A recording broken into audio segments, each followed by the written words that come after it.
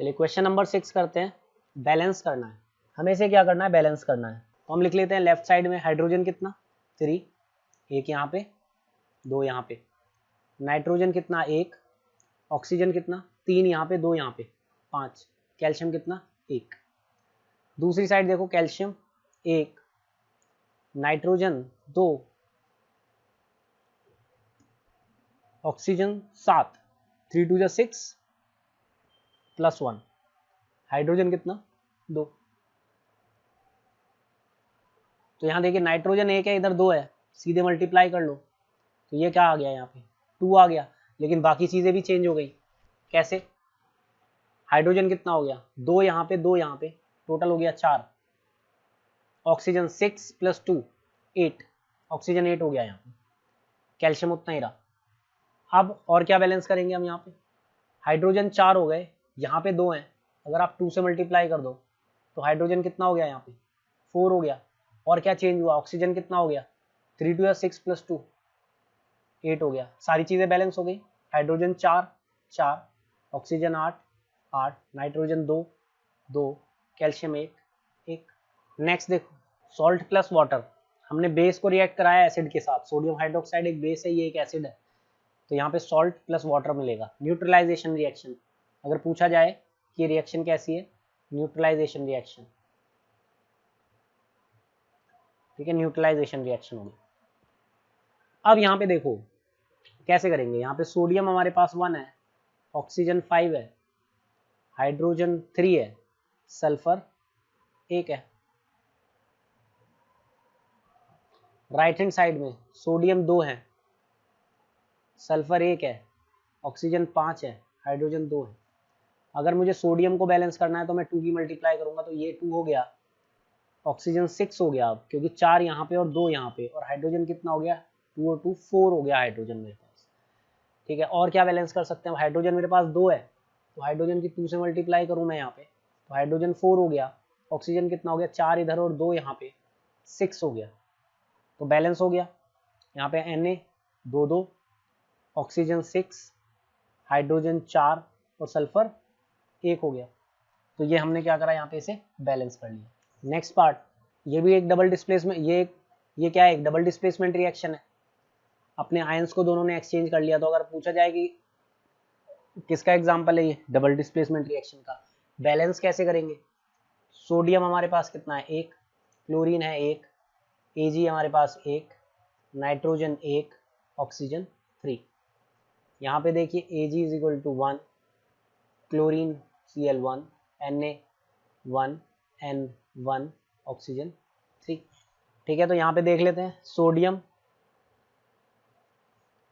Chlorine सब balanced है, Ag N oxygen, तो ये ऑलरेडी क्या है, एक बैलेंस्ड इक्वेशन है, तो इसमें हमें कोई चेंज करने की ज़रूरत नहीं है। नेक्स्ट पार्ट देखेंगे, इसे हमें क्या करना है, बैलेंस करना है।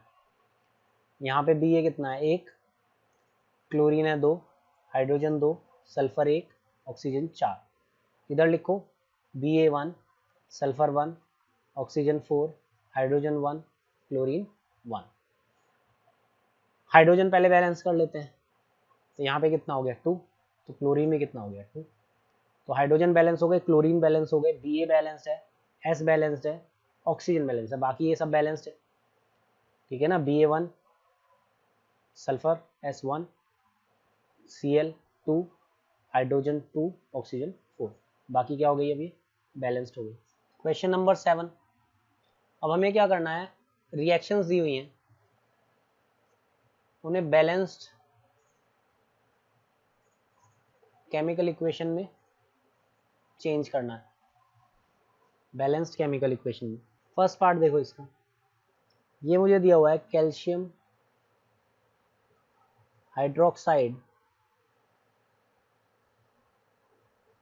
Plus carbon dioxide gives calcium carbonate plus water.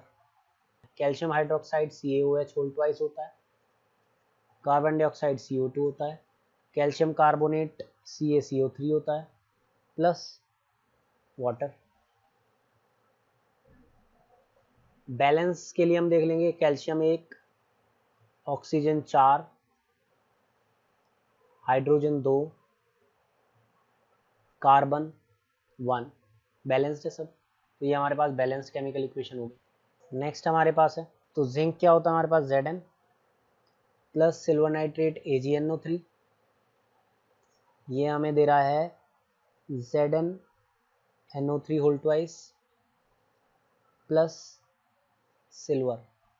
ये मैंने 2 लगा लिया यहाँ पे पहले ही, और यहाँ पे भी 2 बैलेंस करने के लिए, क्योंकि देखिए NO3 nitrogen oxygen, nitrogen 2 oxygen 3 2 6, तो यहाँ 2 से कर दिया, तो ऑक्सीजन 3 2 6, नाइट्रोजन 2 2Ag और Zn सिंबल, तो ये हमारे पास क्या हो गई, बैलेंस भी हो गई साथ साथ। नेक्स्ट हम देखते हैं यहाँ पे, नेक्स्ट हमारे पास क्या है, एल्यूमिनियम दिया हुआ है, एल्यूमिनियम प्लस कॉपर क्लोराइड और एल्यूमिनियम क्लोराइड प्लस कॉपर हमें दिया हुआ है, इसे हमें करना है बैलेंस। क्या क्या है हमारे पास यहाँ पे, एल्यूमिनियम है plus CuCl2 gives plus Cu, ये हमें मिल रहा है यहाँ पे। बैलेंस करेंगे हम इसे, यहाँ पे 2 क्लोरीन, यहाँ पे 3 क्लोरीन, तो अगर तुम इसकी 2 से मल्टीप्लाई करो, इसकी 3 से मल्टीप्लाई करो, 3 2 6, 3 2 6, लेकिन यहाँ पे क्लोरीन कितने हो गए, 2, तो क्लोरीन हमने यहाँ पे 2 कर लिए। यहाँ कॉपर कितने, 3, तो इधर भी हमने क्या करा, कॉपर 3 कर दिए। तो अब ये हमारी क्या हो गई, एक बैलेंस्ड इक्वेशन बन गई। इक्वेशन में हम इसे लिखेंगे, barium chloride BaCl2, potassium sulphate K2SO4, ये हमें दे रहा है BaSO4 plus KCl।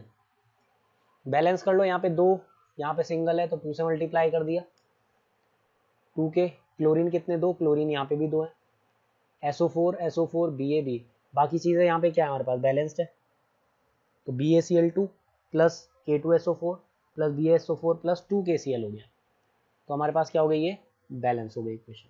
Next question है हमारे पास, इस बार हमें क्या करना है, बैलेंस भी करना है एंड टाइप भी बताना है कि किसका एग्जांपल है, कौन सी रिएक्शन है, displacement, double displacement, combination, decomposition, कैसी रिएक्शन है।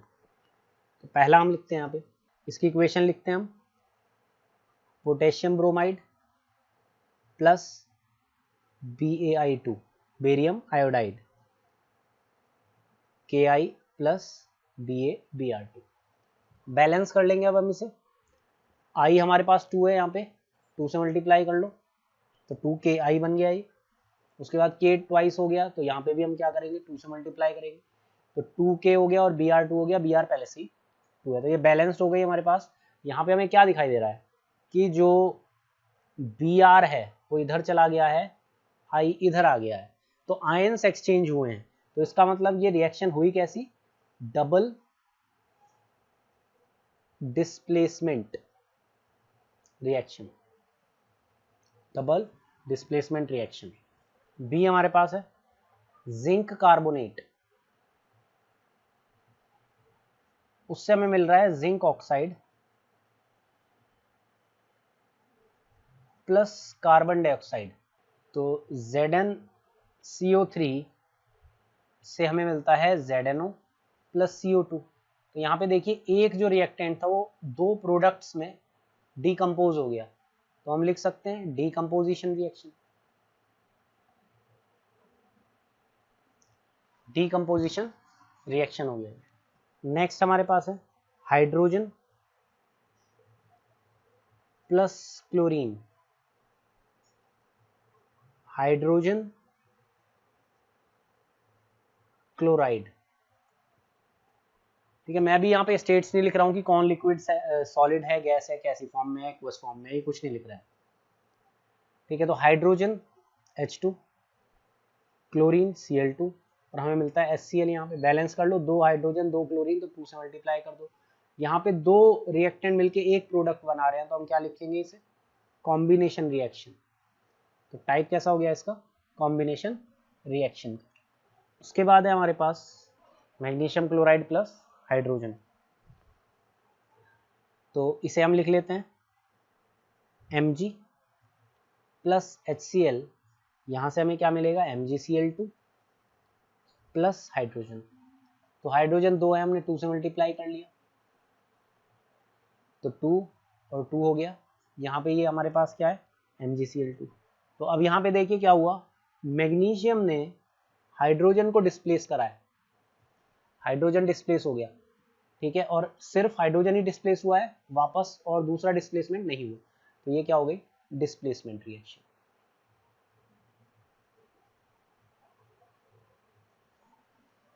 Displacement reaction. क्वेश्चन नंबर 9, हमें एक्सोथर्मिक और एंडोथर्मिक बतानी है क्या होती है। पहले भी पढ़ चुके हैं हम एक्सोथर्मिक और एंडोथर्मिक, डिटेल में मैंने बताया था कैसे एंडोथर्मिक और कैसे एक्सोथर्मिक रिएक्शन बनेगी, ठीक है। अभी के लिए हम आंसर क्या लिख लेते हैं कि एक्सोथर्मिक रिएक्शन क्या होती है, जिसमें हीट इवॉल्व होती है, ठीक है। तो क्या लिखेंगे हम यहाँ पे, those reactions in which heat, या हम कह सकते हैं एनर्जी इज इवॉल्व्ड, प्रोडक्ट के साथ मिलती है हमें, जिसमें से हीट या एनर्जी निकलती है, ठीक है। जैसे हमारे पास कंबशन होता है, ठीक है, C+O2 गिव्स CO2, ठीक है। तो यहाँ पे क्या होता है, हीट रिलीज होती है, तो प्रोडक्ट के साथ हमें क्या मिलेगी, हीट मिलेगी। एंडोथर्मिक रिएक्शन क्या होती है, वो रिएक्शन जिसमें हमने हीट को एब्जॉर्ब किया है, ठीक है। दोज रिएक्शंस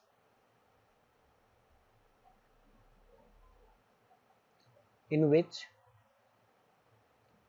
हीट या एनर्जी इज एब्जॉर्ब्ड, एब्जॉर्ब हो रही है। तो क्या लिखेंगे हम यहाँ पे, कोई भी एग्जांपल, जैसे nitrogen plus oxygen gives 2NO। यहाँ पे क्या होगा, यहाँ पे हीट हमें एटमॉस्फेयर से लेनी पड़ेगी, ठीक है। तो हमें इसे हीट देनी पड़ेगी तब ये रिएक्शन होगी, तो हीट एब्जॉर्ब करेगा ये। बाकी इसके बारे में हमने डिटेल में, जहाँ हमने चैप्टर पढ़ा है वहाँ पे डिटेल में बताया हुआ है मैंने कि एक्सोथर्मिक एंडोथर्मिक रिएक्शंस कैसे होती है, क्या कॉन्सेप्ट इनका होता है। चलिए एक और क्वेश्चन हम देख लेते हैं आज इसका, बाकी क्वेश्चन हम नेक्स्ट वीडियो के अंदर करते हैं। Why respiration considered as an exothermic reaction, ये एक एक्सोथर्मिक रिएक्शन क्यों होती है, ये हमें एक्सप्लेन करना है।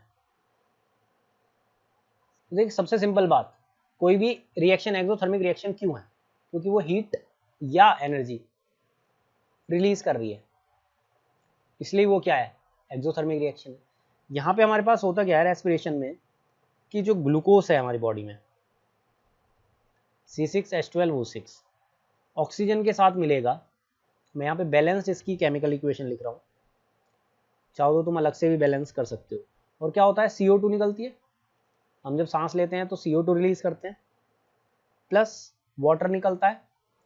वाटर, अब जो हमारी जो वाटर कैसे निकलेगा कि जो हमने एक्सहेल करी है, तो जो एयर है वो कैसी होगी, उसके अंदर पानी होगा, उसके अंदर वेपर्स होंगे, ठीक है। तो पानी की फॉर्म में वहां से निकलेगा, प्लस हमारे पास यहाँ पे क्या होती है, एनर्जी निकलती है। तो ये क्या बनेगी, हमारे पास एक एक्सोथर्मिक रिएक्शन बनेगी, ठीक है। ग्लूकोज जब रेस्पिरेशन जब हो रहा है उस टाइम पे ग्लूकोज कंबाइन करता है ऑक्सीजन के साथ, ठीक है ना, हमारी बॉडी सेल्स में, और क्या करता है, एनर्जी प्रोवाइड करता है, ठीक है ना, प्रोवाइड एनर्जी। तो एनर्जी क्या हो रही है, एनर्जी रिलीज हो रही है यहाँ पे, तो energy is release during respiration, तो इसलिए हम क्या बोलेंगे, इसे एक्सोथर्मिक रिएक्शन बोलेंगे, ठीक है। बाकी क्वेश्चंस हम क्या करते हैं एनसीईआरटी के नेक्स्ट वीडियो में कवर करते हैं, उसके बाद हम जो हमारा क्वेश्चन बैंक है जिसके अंदर प्रीवियस ईयर क्वेश्चन है वो हम कवर करेंगे।